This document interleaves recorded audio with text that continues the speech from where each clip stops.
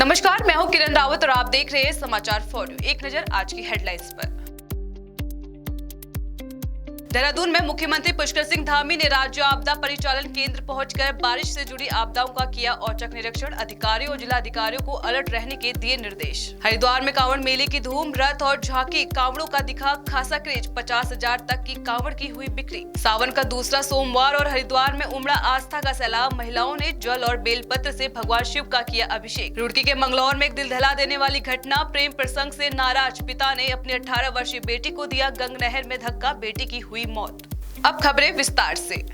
देहरादून में मुख्यमंत्री पुष्कर सिंह धामी ने राज्य आपदा परिचालन केंद्र पहुंचकर बारिश से जुड़ी आपदाओं की समीक्षा की। उन्होंने अधिकारियों को राहत बचाव कार्य तेज करने के, अधिकारियों को अलर्ट मोड में रहने के निर्देश दिए। मुख्यमंत्री ने कहा कि जनता सर्वोपरि है और आपदा की स्थिति में त्वरित राहत देना सरकार की प्राथमिकता है। मौसम विभाग की जो आगे के लिए उनका आकलन है, उसमें आकलन किया गया कि 4 जिले अभी हमारे उसमें रेड जोन में हैं और 5 जिले ऑरेंज में हैं और 4 जिले येलो में हैं। तो सभी जिलाधिकारियों से और सभी जो आपदा से संबंधित कामों में अपना योगदान देते हैं, सभी से अभी बात की है और एक एक करके सभी जनपदों से बातचीत करने के बाद सभी को जो है अलर्ट मोड में रहने के लिए कह दिया है। सभी लोग काम कर रहे हैं। जहाँ जहाँ सड़कें बंद हो रही हैं, सड़कें खुलवा रहे हैं। नदी और नालों के किनारे रहने वाले लोग हैं, वहाँ नदियों का जल स्तर बढ़ता है तो उनको सुरक्षित स्थानों पर पहुँचाया जाए। इसके अतिरिक्त जितने भी बचाव और राहत के कार्य हैं वो तत्काल किए जाएँ। उसके लिए सभी आपदा प्रबंधन विभाग हमारा लगातार मॉनिटर कर रहा है। आप जानते हैं कि आपदा प्रबंधन विभाग को माननीय मुख्यमंत्री जी का हमेशा आशीर्वाद मिलता रहता है। सर के आने से हम लोगों में ऊर्जा का उत्साह होता है। हम लोग अपना पूरी क्षमता से सभी जनपद, सभी विभाग पूरी क्षमता से काम करते हैं। सर का सरप्राइज दौरा था आज और पूरा जनपदों से बात किया है, हमारी तैयारियों को देखा है, उस पर संतोष व्यक्त किया है। वर्तमान में आप जानते हैं कि पिछले 24 घंटे से लगातार वर्षा जारी है।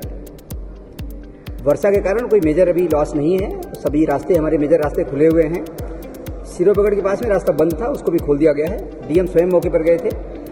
माननीय मुख्यमंत्री जी के बड़े स्पष्ट निर्देश हैं कि जब भी कोई आपदा कोई आती है तो सक्षम स्तर के अधिकारी मौके पर जाएं और उस कड़ी में जहां भी कोई ऐसी दिक्कत हो रही है, जिलाधिकारी या एडीएम या एसडीएम या अन्य विभागीय अधिकारी तत्काल मौके पर पहुंचते हैं। हरिद्वार में कांवड़ मेला अपने चरम पर है। पंतद्वीप मैदान में सजा सुंदर कांवड़ बाजार भक्तों को खूब लुभा रहा है। इस बार रथ, कांवड़ झांकी, कांवड़ और भगवान शिव की प्रतिमा वाली कांवड़ों का विशेष क्रेज देखने को मिल रहा है। कांवड़ की कीमतें 1,000 से शुरू होकर 50,000 रुपए तक जारी है। प्रशासन द्वारा लगवाए गए इस बाजार में सैकड़ों दुकानदार और कारीगर देश भर से पहुंचे हैं, जो बाजार की मांग के अनुसार कांवड़ और पूजन सामग्री बेच रहे हैं। बस ये था, ये भोले की मूर्त वाली कांवड़ जो चली हुई है, अपनी अपनी श्रद्धा की बात है। कुछ मन्नत मांगते पूरी हो जाती है। लास्ट ईयर हम भी मांग के गए थे, थोड़ा सोचा बाबा को साथ अपने साथ अपने द्वारे लेकर चले।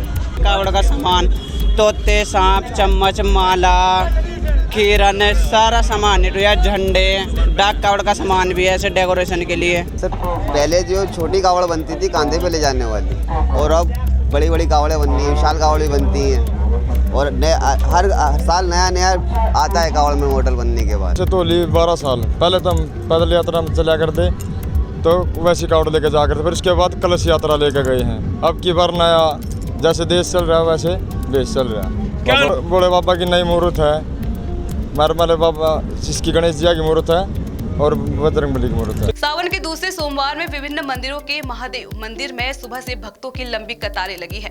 महिलाओं ने उपवास रखकर दूध, जल और बेलपत्र से भगवान शिव का अभिषेक किया।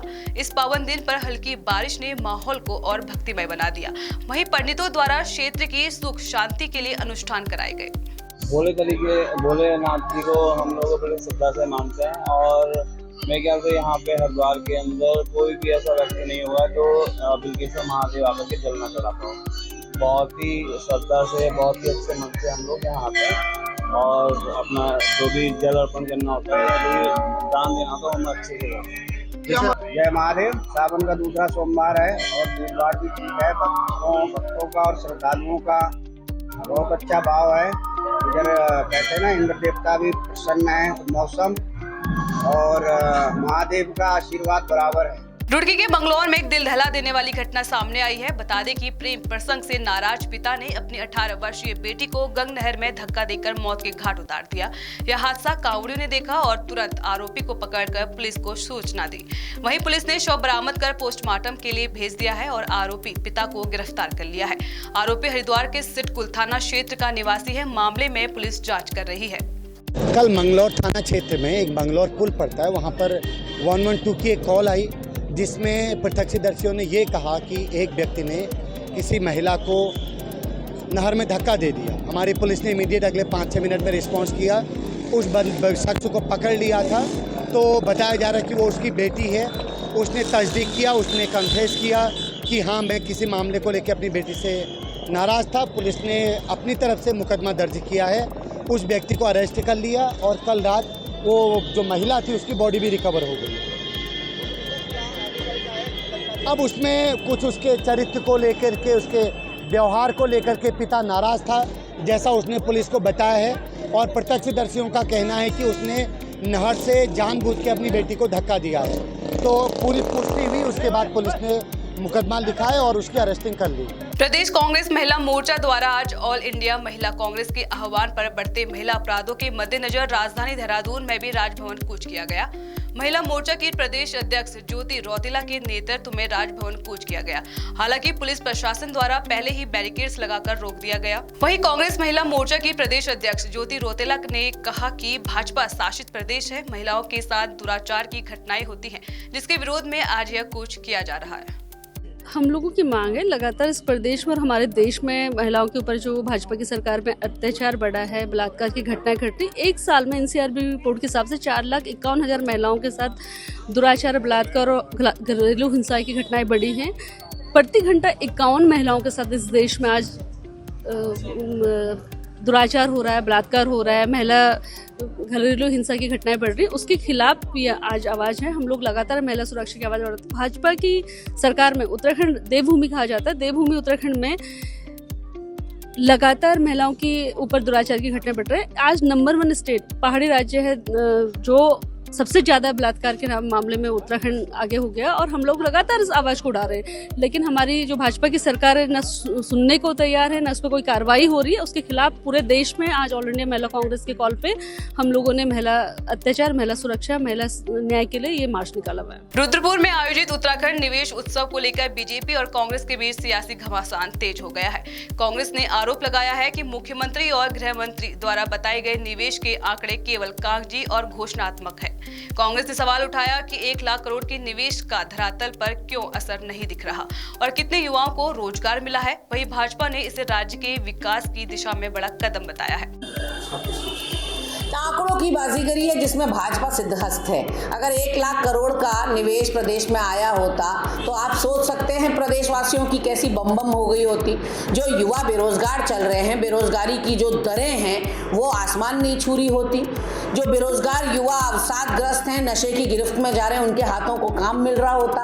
लेकिन उल्टा हो रहा है। जो स्वरोजगार कर रहे हैं, छोटी छोटी दुकानें खोलकर अपने परिवार का जीवन यापन कर रहे हैं, उनकी दुकानों को कावड़िया आके तोड़ दे रहे हैं। मुख्यमंत्री पुष्कर सिंह धामी ने सचिवालय में ग्राम्य विकास विभाग, सूचना प्रौद्योगिकी विभाग और शहरी विकास विभाग की समीक्षा बैठक की। समीक्षा बैठकों को लेकर मुख्यमंत्री पुष्कर सिंह धामी का कहना है कि सभी विभागों में गेम चेंजर योजनाओं की समीक्षा की जा रही है। बैठकों में अधिकारियों को निर्देश दिए गए हैं कि योजनाओं में लापरवाही बर्दाश्त नहीं की जाएगी, विकास कामों को तेजी से आगे बढ़ाया जाएगा। आज IT डिपार्टमेंट, शहरी विकास और ग्रामीण विकास विभाग की समीक्षा की है और ये समीक्षाएं हम निरंतर कर रहे हैं। लेकिन इस समय हमने कुछ समीक्षाओं के लिए, क्योंकि राज्य का हमारा स्थापना दिवस नज़दीक है, 25वें साल का स्थापना दिवस, तो उसमें गेम चेंजर योजनाएं अर्बन क्षेत्र में और कैसे अच्छा काम हो सकता है। ग्रामीण विकास विभाग राज्य के अंदर जो बहुत सारी हमारी महिला उद्यमियाँ हैं, छोटे छोटे उत्पाद बनाती हैं, उन सभी को आगे कैसे लाया जाए। सीमांत क्षेत्रों में लोगों को, और जो हमारे इंक्यूबेटर सेंटर जो चलते थे हमारे उद्यमशाला, अब हमने उनका नामकरण करा है उद्यमशाला। उन उद्यमशाला प्रशिक्षण केंद्रों में लोगों को प्रशिक्षण देकर उनके होने वाले उत्पादों को कैसे अच्छा बाजार मिले, कैसे अच्छा उनका विपणन हो, उस पर पूरी तरह से आज चर्चा हुई है। इसी तरह से आईटी के क्षेत्र में और अच्छा मॉडल बनाकर लोगों को ठीक सेवाएं, त्वरित रूप से सेवाएं मिलें और एक ऐप के माध्यम से पूरे प्रदेश के अंदर जानकारी संचालित हो, ऐसे अनेक विषयों पर आज बात हुई। इस बुलेटिन में फिलहाल इतना ही। उत्तराखंड की तमाम बड़ी खबरों से जुड़े रहने के लिए देखते रहिए समाचार फॉर यू। नमस्कार।